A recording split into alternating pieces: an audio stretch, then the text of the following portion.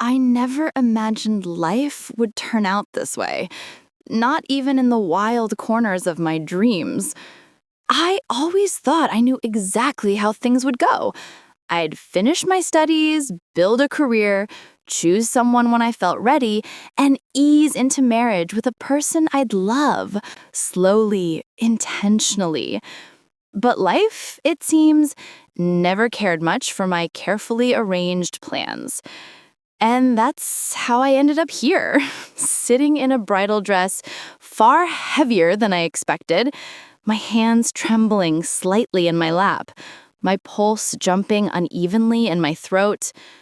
The room smelled faintly of jasmine, and the soft glow of candlelight danced across the walls, making everything feel surreal, like I had stepped into someone else's story.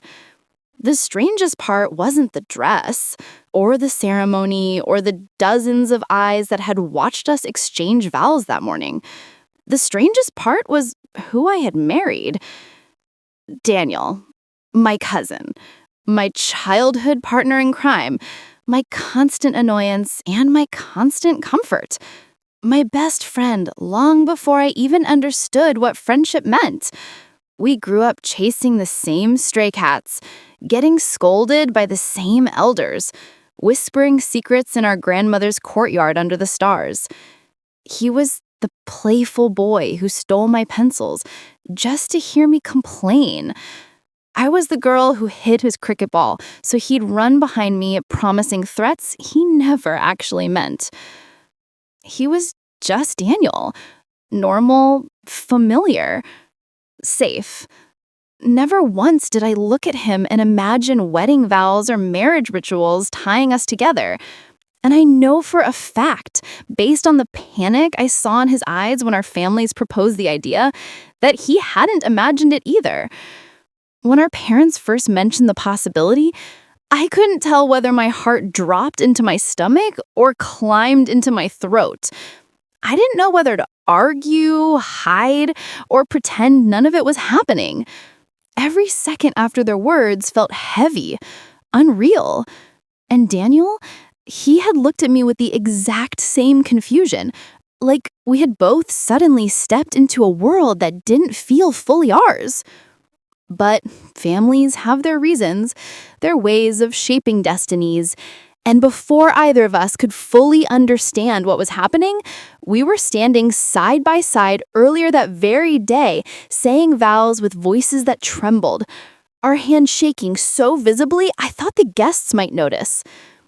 I didn't know if we were promising forever out of certainty or merely flowing with a tide stronger than us. But we stood there anyway. Two people trying to act like adults while carrying the hearts of children who once argued over who got the last mango in summer. Now, hours later, I sat on the edge of the bed, still half dressed in that heavy embroidered gown, staring at the flickering candlelight because it was easier than confronting reality. My palms were damp. My mind was spinning. My lips trembled with words I couldn't form. And then the door clicked. I didn't move, but every nerve in my body woke at once. Daniel stepped inside, quietly, almost hesitantly. He closed the door behind him, like he was afraid the sound might startle me. For a moment, he just stood there, still in his wedding sherwani, hair slightly messy, eyes lowered, shoulders tense. He looked as nervous as I felt. I had never seen him like this, so careful, so uncertain. Gone was the Daniel who teased me effortlessly. Gone was the boy who ran wild through the neighborhood. This was a man carrying a storm inside him, one he didn't know how to express. He didn't speak. He didn't look at me, but I felt everything he wasn't saying. Then, slowly, he walked toward the wall and switched off the main light, leaving the room bathed in the warm golden glow of the candles. My heart thudded so hard, I was sure he could hear it. He walked toward me slowly, step by careful step. When he reached the bed, he stopped in front of me, hesitated, then sat down beside me. The mattress dipped, and I felt his warmth of presence before he even touched me. Silence stretched between us, fragile, uncertain, but familiar in its softness. We had shared silence many times before, but never one quite like this. When he finally spoke, his voice was gentle, almost apologetic. "Hey." Such a simple word. But the way he said it, soft, reassuring, loosened something tight inside my chest. "Just, it's me," he added quietly, as if reminding me of the boy I used to pull into trouble, the boy who helped me cheat on math homework, the boy who always stood up for me even when I was wrong. Just him, just Daniel. Carefully, he reached out and took my trembling hand, wrapping it inside his warm, steady palm. The touch grounded me. I exhaled shakily. "I know this feels strange," he whispered. His tone was softer than I had ever heard in all the years I'd known him. "I'm nervous too, more than you can imagine." He paused, swallowed, and continued, "But I want you to know something. I'm not going to hurt you. I'll take care of you. Always." His words hit me like a wave, relief washing through me, warming the cold corners of my fear. Slowly, I lifted my gaze. When our eyes met, the sincerity in his expression made my throat tighten. There was no pressure, no expectation, just honesty and a quiet promise. He lifted a hand to my face, brushing a stray lock of hair from my cheek. His fingers lingered, warm and gentle. Then he leaned forward and rested his forehead against mine. The closeness eased something inside me I hadn't realized was clenched. "We'll figure this out together," he whispered. My eyes fluttered shut. His breath was warm against my skin. The moment felt surreal, comforting, like coming home after a long, tiring journey. When he pressed a soft kiss on my forehead, my heart melted. It was a kiss filled with reassurance, not demand. A kiss that said we could go slow. A kiss that reminded me of who he'd always been, my safe place. And then, only when I was ready, he brushed his lips softly against mine. The kiss was delicate, hesitant at first, then deeper with unspoken emotions that had been growing quietly between us for years without either of us realizing. Something inside me shifted, warmth blooming slowly, gently. Then Daniel did something that surprised me. He reached for the small speaker sitting on the side table and pressed play.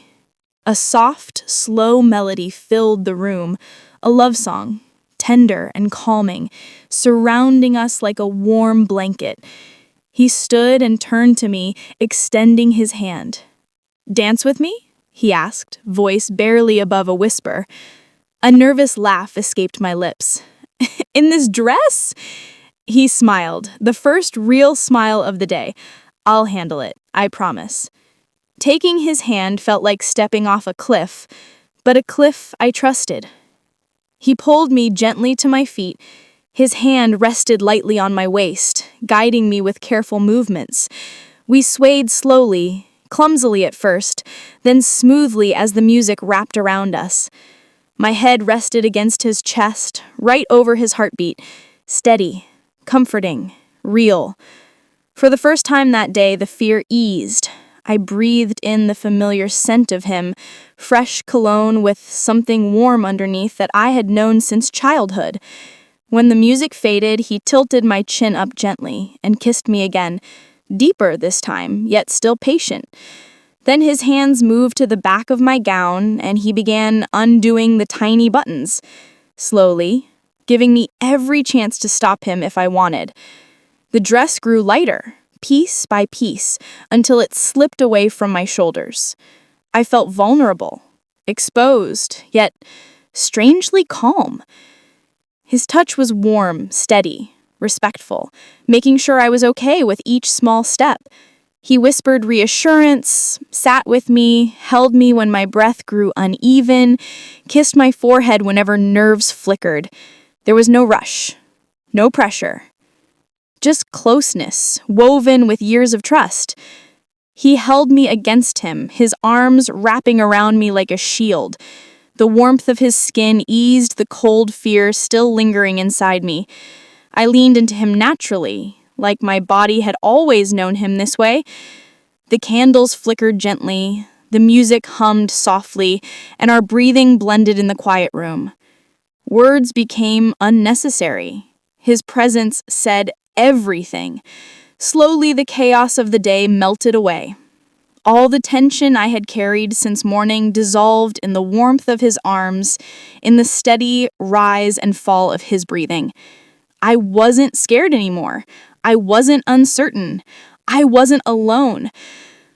Tonight, he wasn't Daniel the cousin, or the mischievous boy from the backyard, or the teasing friend who used to steal my snacks.